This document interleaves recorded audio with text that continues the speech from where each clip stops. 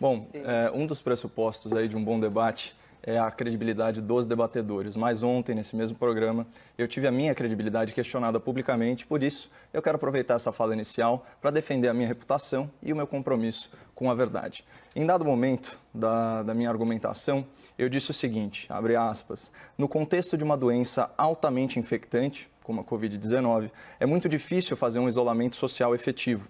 Tanto que os números de Nova York, que foi o epicentro da pandemia no Ocidente, deixaram isso muito claro. 2/3 das contaminações em lockdown, que é uma versão aí mais severa de isolamento e quarentena, foram dentro de casa. Em uma resposta, por assim dizer, muito exaltada a essa minha colocação, o Dr. Augusto retrucou. Não dá para trazer de novo esse estudo de Nova York de que 2/3 das pessoas ficaram infectadas em casa. Eu desmontei esse teu argumento aqui ao vivo. Continuou. Esse estudo foi feito com 66 pessoas. Ele não significa nada. Vamos tratar da realidade. Então eu peço ao espectador que grave essa informação simples e objetiva. Um estudo, que não significa nada, com 66 pessoas. Por mais de 4 minutos, eu ouvi pacientemente e, acima de tudo, respeitosamente o discurso do meu colega. Mas, quando eu iniciei a minha réplica, eu já fui interrompido em menos de 10 segundos de fala. E ainda tive que escutar o seguinte absurdo. Fica à vontade, pode falar suas fake news. Fala do teste de Nova York. Bom, a definição de fake news ela ainda é muito vaga, mas já é tratada como crime no âmbito do STF. Em linhas gerais, fake news é uma notícia fraudulenta, veiculada com o objetivo de desinformar, ou pior, manipular o público. Acusar um comentarista político de disseminar informações falsas talvez seja ofensa máxima à sua honra e à sua reputação profissional. Seria como acusar um advogado criminalista de defender penas maiores para os seus clientes. Mas o Dr. Augusto foi além, insinuando que eu dissemino informações sabidamente falsas, ou seja, que eu minto intencionalmente para a audiência da CNN. Olha esse trecho. É inadmissível que você traga esse estudo de novo. Você sabe que é mentiroso, Caio. A gente aqui tem um papel como comunicador. Bom, após essas sucessivas grosserias, eu tentei lembrar o meu debatedor que ele estava num ambiente de excelência. E aqui na CNN, a gente tem um manifesto que orienta, o que deveria orientar a nossa conduta profissional. Ele diz o seguinte no seu trecho final. Fatos não são interpretações. Uma vez que os fatos já estão estabelecidos, opiniões podem ser formadas. É por isso que, na CNN, nós começamos com os fatos. Então vamos aos fatos sobre os dados da pandemia em Nova York, divulgados pessoalmente pelo governador Andrew Cuomo em 6 de maio. Lembrando que o Dr. Augusto alegou ontem que esse estudo foi feito com 60 pessoas e que ele não significa nada, certo? Fala do governador. Se você reparar, 66% das pessoas infectadas pelo vírus estavam em casa, o que é chocante para nós. E só para complementar essa informação do governador, outros 24% dos pacientes estavam em casas de repouso ou de assistência especial. Portanto, cerca de 90% das contaminações por Covid-19 em Nova York se deram em ambiente domiciliar. Isso em plena vigência de um isolamento social muito mais rigoroso que qualquer um aqui no Brasil. O governador, ele continuou, nós pensamos que talvez eles, os pacientes infectados, estivessem usando o transporte público e tomamos precauções especiais. Mas, na verdade, não. As pessoas estavam literalmente em casa. Estavam trabalhando? Não. Agora, será que o governador de Nova York, no auge da pandemia, ia repercutir números de um estudo irrelevante feito com apenas 66 pessoas? Certamente não. E para comprovar isso, a gente pode consultar o serviço de checagem de fatos do Grupo Estado. O Estadão Verifica, que analisou o tema e cravou o seguinte, aspas, o governador Andrew Cuomo deu uma entrevista coletiva para falar sobre os dados coletados pelo Departamento Estadual de Saúde. Foram mais de 1.300 pacientes internados em 113 hospitais de todo o estado ao longo de 3 dias. O levantamento desenhou o perfil dos pacientes infectados nesse período. Pessoas com mais de 51 anos, somavam mais de 73% da amostra, e que estavam, adivinha, isoladas em casa. Ou seja, não se trata de um estudo insignificante com 66 pessoas, como afirmou ontem, cheio de certeza, o meu debatedor, mas sim de uma amostragem com validade científica, envolvendo mais de 1.000 pacientes em mais de 100 hospitais no epicentro da pandemia nos Estados Unidos. E aqui uma nota pessoal, percebam o absurdo de ser acusado de veicular fake news, com base em uma informação completamente falsa. Fora que vários trabalhos científicos aí ao redor do mundo têm comprovado que é óbvio, pessoal, é principalmente em ambientes fechados que se dá a transmissão do vírus. Então, eu recomendo uma matéria publicada no The New York Times, intitulada How Safe Are Outdoor Gatherings? Ou Quão seguras são reuniões ao ar livre? Esse artigo ele traz um compilado de estudos que corroboram os dados coletados pelo Departamento de Saúde nova-iorquino. Só para vocês terem uma ideia, o estudo japonês, que se debruçou aí sobre 100 casos de infecção por Covid-19, estabeleceu que a chance de contrair o vírus na rua é 20 vezes menor.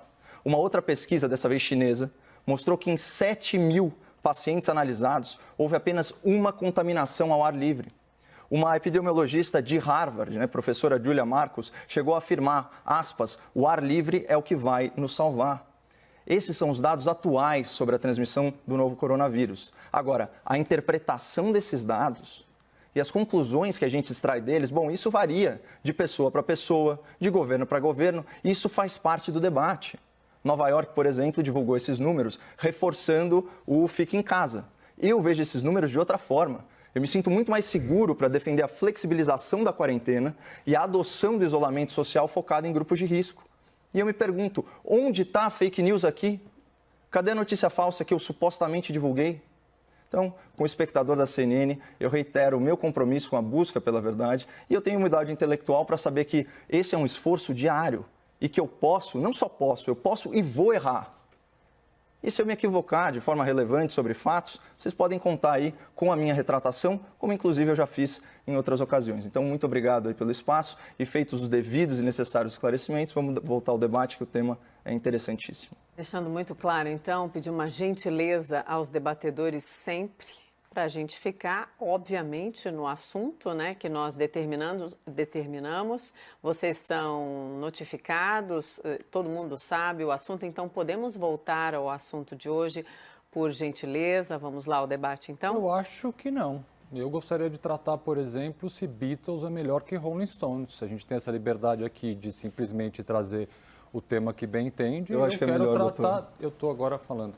Eu quero tratar sobre que banda é melhor. Acho esse tema, inclusive, bastante interessante. Ou a gente poderia tratar se pizza deve ser comida com ou sem ketchup. Sim, Augusto e Caio, por gentileza. Eu vou continuar. Eu vou responder apenas só duas. Uma claro, questão para os dois, por gentileza. Claro, por gentileza, não é essa a intenção, da gente transformar isso num ringue, numa balbúrdia, não é essa a proposta do debate. A gente sempre abre o debate dizendo que são temas relevantes, com visões diferentes, para as pessoas em casa terem a sua conclusão. Então, eu peço que os dois tenham respeito ao telespectador, a mim e à CNN, e vamos então ao debate. E se vocês quiserem, numa outra vez, voltar a esse assunto de ontem e fazerem o debate, ok, é possível que a gente tenha uma coerência? Não, infelizmente eu vou ter que responder a 2 pontos da fala inicial do Caio. Sinto muito. Então, nós vamos cancelar o debate de hoje. Não, eu vou, são bastante simples. Então, por favor, responda e depois a gente volta. Bastante rápido. Mas eu peço, por gentileza, que os dois tenham respeito ao nosso telespectador, a mim e à CNN, por favor. Claro. O respeito à CNN, quem faltou foi ele que desrespeitou o tema. Eu só estou reiterando o nosso compromisso diário. 2 pontos deles são pontos que eu acredito que a gente vai ter, inclusive, uma concordância. Caio, no calor do debate, realmente, eu ao invés de falar 66%, eu falei 66 pessoas. Foi um equívoco do espectador. Mas o espectador se recorda, imagino, quando eu tratei desse estudo especificamente aqui e trouxe uma vasta análise dele, que eu não vou retornar a ele. E com relação ao termo fake news, Caio, você tem toda a razão. Ele foi usado de forma equivocada por mim. O que você faz é falácia argumentativa, não é fake news. São duas coisas diferentes, então aqui eu deixo também registrado que o termo fake news, por mim dito em relação ao meu debatedor, ele foi usado de forma inapropriada. Voltamos então ao tema do debate. Só reiterando a minha fala, acho que o doutor vai concordar comigo, ofensas pessoais, elas são inadmissíveis num ambiente de excelência, especialmente alegações de práticas que configuram ilícitos. Em conversa com a vice-presidência da CNN, que atestou que eu estava coberto de razão, como foi reiterado aqui pelo próprio Dr. Augusto ao reconhecer que eu não divulgo fake news, me foi informado que, por uma questão editorial, né, a empresa não poderia fazer uma nota e interferir no conteúdo do debate, por isso eu usei a minha cláusula de liberdade de expressão para vir aqui e defender a minha reputação. Sempre que eu incorrer em falácia argumentativa, Augusto, por favor, aponte. Eu consigo apontar várias suas, inclusive uma agora, a ad hominem, o ataque à pessoa, mas também a falácia do espantalho, cantar vitória e uma série de outras expressões que a gente estuda em erística. Recomendo aí ao espectador da CNN que leia Schopenhauer sobre isso. E ficou muito claro aí pelas suas falas que, embora você tenha admitido o erro, você não teve a grandeza de caráter de pedir desculpa. Augusto? Ai, Caio. Eu gostaria de trazer ao espectador coisas que só nós sabemos, mas realmente eu não vou cometer essa deslealdade com você. Nem eu. De qualquer forma, eu volto a afirmar, acho que a sua reputação está muito mais abalada pelas posições completamente equivocadas que você sustenta, afirmada assim com base em falácias, muitas delas falácias. Aí que a sua reputação se abala. Boa noite. Então, por favor, boa noite, Augusto. Boa noite, Caio, também. Boa noite, até amanhã. Até amanhã.